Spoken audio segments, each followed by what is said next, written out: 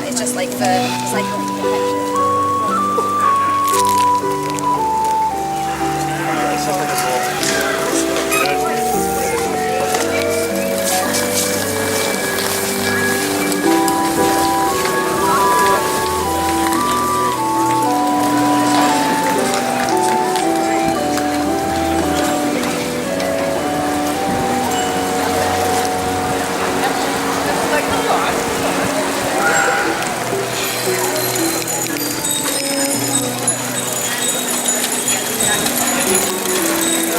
Very shakily down the Royal Mile, otherwise known as the High Street, which leads all the way down to Holyrood Palace and the Parliament building. The cobbles here do not make it for a comfortable, smooth ride.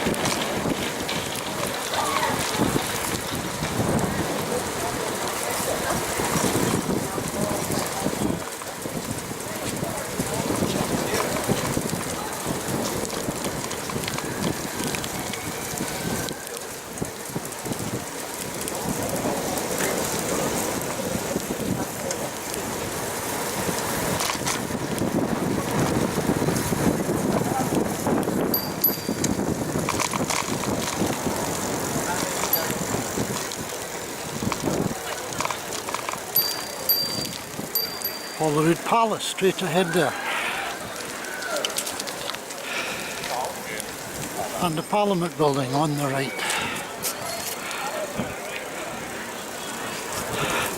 And ahead of us there, Salisbury Crag and Arthur's Seat.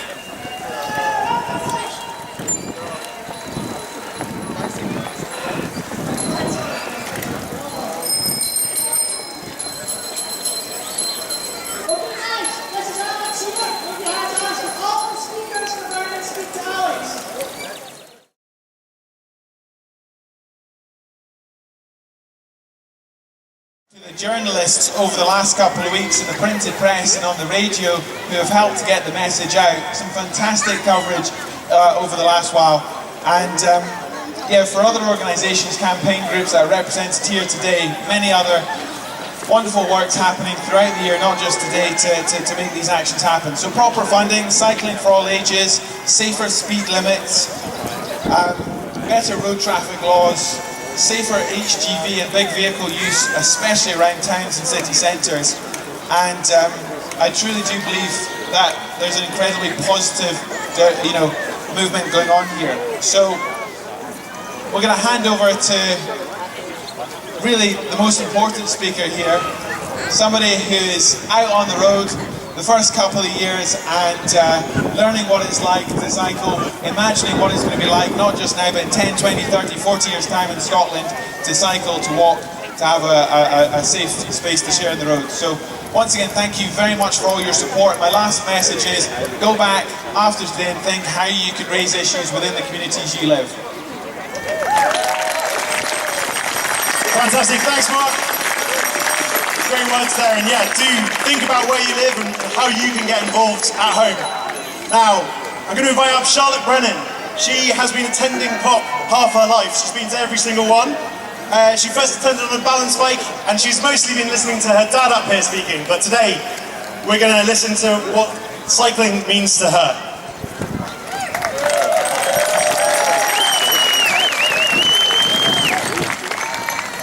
Hello everyone, my name is Charlotte. I'm 8 years old and I've been riding my bike since I was 3 years old. I didn't go to the first Parliament, but I went to the second one. I rode to Parliament on my balance bike. I didn't like riding on the cobbles as it was a bit bumpy, but I really liked riding along the road with lots of other cyclists. I've been to POP every year since.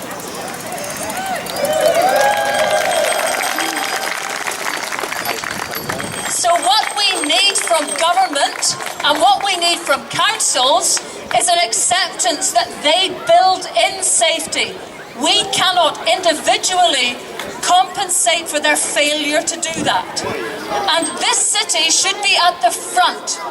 Because after all, 20, 30 years ago, it was David Begg putting in busways, greenways, that changed bus travel in Scotland and in Edinburgh.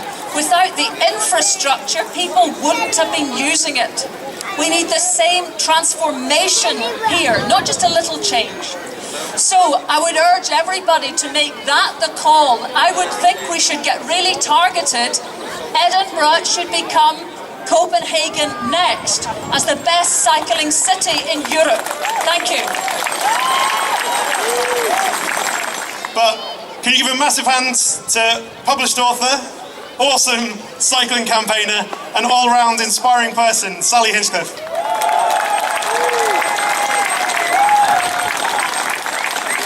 Thank you guys. You have made a start. But we want real change. I'm not going to talk to you about how important cycling is, because I think we know that now. I think we've heard that from all our speakers. I'm going to pick up what Leslie said. We want nothing less than to transform Scotland. We want change, real change. The change that means that Charlotte and Lizzie and Vari can cycle without having to burst into tears at the end of their journey. That is our goal, and that is difficult. It's hard. It's a hard change to make, okay? We've got more money. We're grateful for the money. We've sung about the money. We gave the minister cake because he gave us more money. The money is a start. The money is not enough. The reason why is because we need space to cycle, and that means we can't make Scotland slightly wider so we can put cycle lanes in, so we're going to have to take that space from the cars, and that is hard. And that means you all have a job to do, okay? You came here, you turned out in your thousands, and you have brought change, but it's not enough. You are going to have to go home, have lunch first, okay? Go home, find one thing one thing in your roads, on your streets, in your town, in your village, that means that people like Vari and Charlotte can't cycle safely. And I want you to start fighting for that one thing.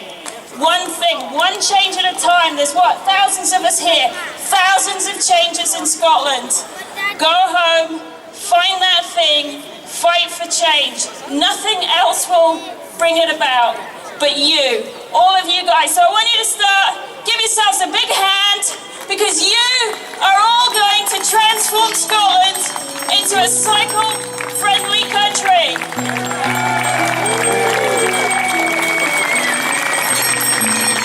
And now lunch, okay?